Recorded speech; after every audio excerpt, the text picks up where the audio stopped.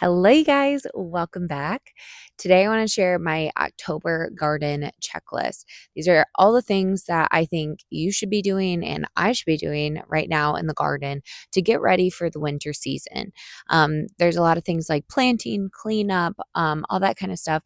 The garden is so enjoyable this time of year, especially here in South Carolina. As you can tell, I have a sweatshirt on. It's only like 65 degrees and it's 11 a.m. and I'm loving life. We still get a lot of warm days here. If you didn't know, I'm in Greenville, South Carolina, zone 8A. So our average first frost is usually around November 1st. But I know the majority of the country usually has an average frost in October. So there's a lot of things we need to be doing to get ready for that first frost and shortly thereafter. So let's get into what I think you should be doing and what I'm going to be doing in my garden to get ready for the frost. So the first thing that I am going to be doing here very soon, there's actually plant sale tomorrow, is planting out any pansies and violas, snapdragons, ornamental kales and cabbages that I would like to have throughout the winter. This is more applicable to my garden zone because we are very mild in the winter, so all of these things will survive. If you are in somewhere more like zone 6, sometimes you can have stuff survive depending on coverage and stuff like that. But if you would like to enjoy a little bit of fall color for the upcoming weeks and your summer annuals are tired, then you could swap those out for some of these more fall colors if you would like. Down here, I love to have pansies and violas in my pots as well as in the ground. I also did snapdragons last year, and this year I'm going to be doing ornamental kales and cabbages all over the place, and I'm super excited. So that's the first thing to do. The next thing is to harvest any veggies that you have. Anything that's on the vine, cut all of that stuff off and start processing it, and encourage the plant to keep producing. So if you have if you have pepper plants and they're still producing, keep cutting those peppers so that they keep producing anything of your summer crops that you want. Or if there is anything that's diseased as far as summer crops go ahead and rip those out. If they are having a lot of powdery mildew, they're getting eaten by something, go ahead and rip that out. I'm giving you permission. I know sometimes it's hard because you're like, oh, it's still producing. But if it's not bringing you joy anymore, rip it out. The other thing you can do this time of year, if you still have tomatoes on the vine, you can cut them off at the top, the vine, so that they keep producing or they keep sending their energy to the fruit and ripening it. Also, if you do have any green fruit on your vines and you know you're having a frost, go ahead and harvest anything on that vine. It'll ripen inside. Same goes with flowers. So I have a lot of zinnias still, and dahlias are really booming this time of year.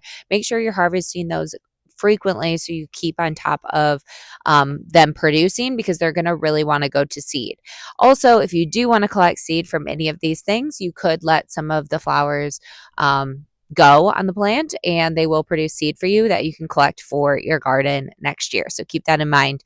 Either harvest a bunch or if you want to collect seed, definitely do that because once you get your first frost, the color of those plants is going to be completely gone and you're not going to remember which is which. So either label your plants or start harvesting seed now.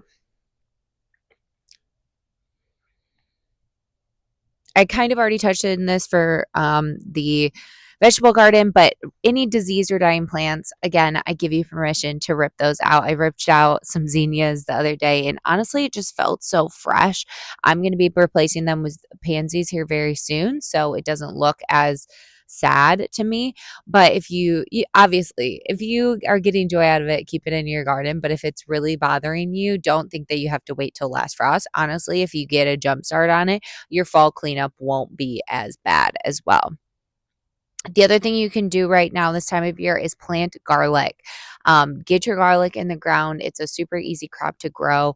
You could literally grab a bulb from the grocery store, break it into the little cloves and plant it in the ground and you will get heads of garlic next year. So that's a super easy one and a fun one, especially if you have empty garden beds this time of year. Having fresh garlic is absolutely incredible and you will harvest it next summer. The other thing we need to be thinking about is spring bulbs this time of year. A lot of places already have their Everywhere has tulips and daffodils and hyacinths and alliums and all of those things out right now. So definitely get your hands on those and start thinking about planting. Here, I don't plant until later. I don't think I planted until November last year.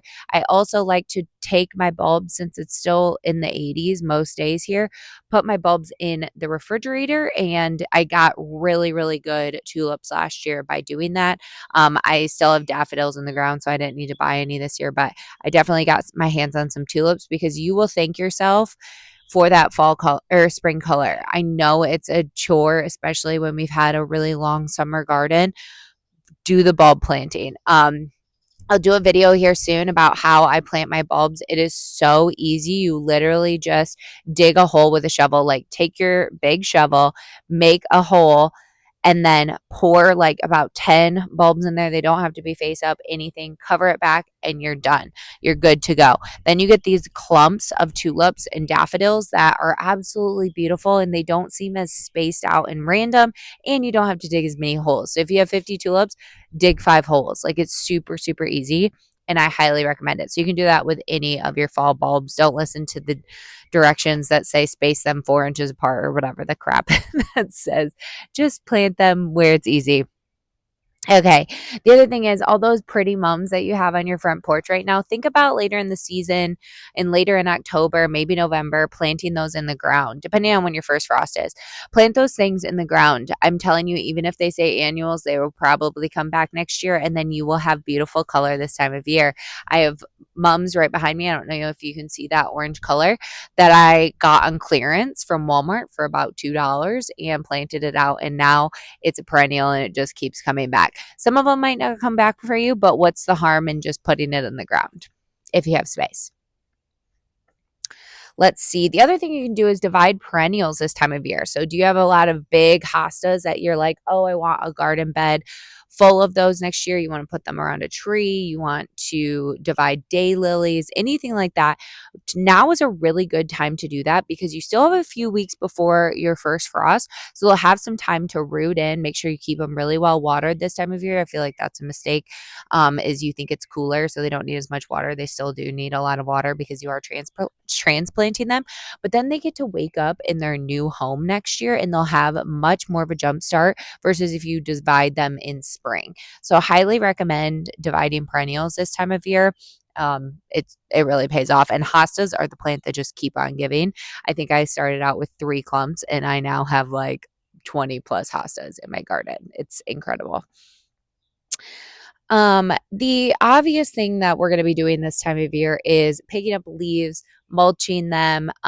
If you don't have any diseased leaves, you are more than welcome to mulch your garden beds with them, and give that kind of like cover to them. If they are diseased, make sure you pick them up and throw them away. And you could also mulch them up and make them into compost. The other thing you could be doing right now is putting down a layer of mulch to protect those plants. I don't always do that, but it is definitely a good idea, as well as putting down some new fresh compost.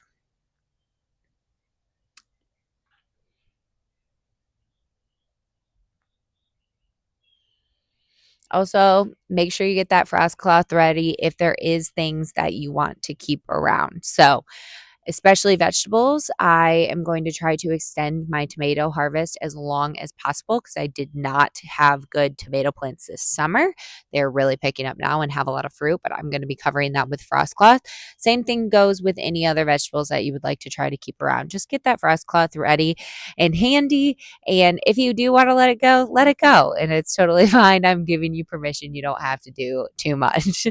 um, but once we do get that first frost, or even beforehand, if you would like, make sure you're cutting back those perennials. Not everything needs to be cut back. You could leave your sedum, you could leave some hydrangea blooms, things like that. But anything that is slightly diseased, has powdery mildew, has bug damage, anything like that, I highly recommend getting that out of your garden bed. Otherwise, that stuff is going to harbor over and you're going to just perpetuate that in your garden. You're going to have double the pest probably next year. You're also going to have a lot more disease in your garden. So, although it could be a good idea to leave some of this stuff behind for pollinators and such, it is really going to harbor all of those pests and diseases. So it's a pros and cons list. You do what's best for you, but I personally really like to try to get on top of cutting everything back and cleaning everything up. If you are doing that, it would also be a good idea to mulch potentially just to get a small layer because you are taking all that protection away from the plants. The last but not least that I'm going to say, also you could be cleaning up tools. Clean your pots. I never clean my pots, but if it was diseased or whatever, you could do that. But clean up all your like pruners and what else? Shovels, all that kind of stuff that you won't be really using very much anymore. And get those all clean and put away in your garage, your shed, whatever whatever have you. So in the spring, everything is nice and fresh. You could run your garden gloves through the washing machine, get everything really nice for yourself in the springtime. And last but not least, you want to be saving any of your tender perennials, anything that's going to be dying on you. So around here, I can leave dahlias and cannas and all that stuff in the ground. But if you cannot, you need to be labeling your dahlias, labeling the cannas or whatever have you, the variety names or just what they are. And then after the first frost, since they're labeled, you'll be able to tell what they are. Because I promise you, a dead dahlia looks the same as another dead dahlia, even if it's cafe au lait and whatever. Another one, great silence dahlia. You're not going to be able to tell the difference. So definitely get those labels on there before the first frost. And then you need to be digging everything up. So dig up your dahlias, dig up your gladiolas, your cannas, your anything that's tropical that you want to save tubers from, get those dug up. But otherwise, I think that's it. It's a fun time in the garden. I feel like it is kind of sad if you do live somewhere a little bit colder. I totally understand that. For us down here, luckily, we still get a lot of fun color and stuff as long as I can get my pansies in the ground early this year. I think I'll get some good color. Sorry, there's a plane.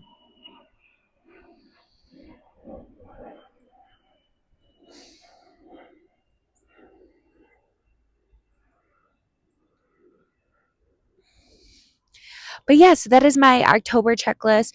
It's kind of like the beginning of garden cleanup. I feel like it's not quite there yet, but you could do some things for yourself that make November a lot less challenging on yourself as far as garden cleanup goes. And just to remember to enjoy your garden, don't stress about it. And yeah, make as many bouquets as you can for the time that you have left. Anyway, I hope you guys enjoyed the video. If you like these garden checklists, please let me know in the comments, and I will see you in a video very soon. Bye, guys.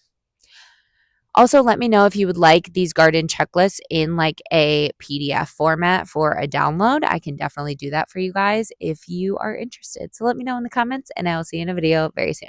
Bye, guys.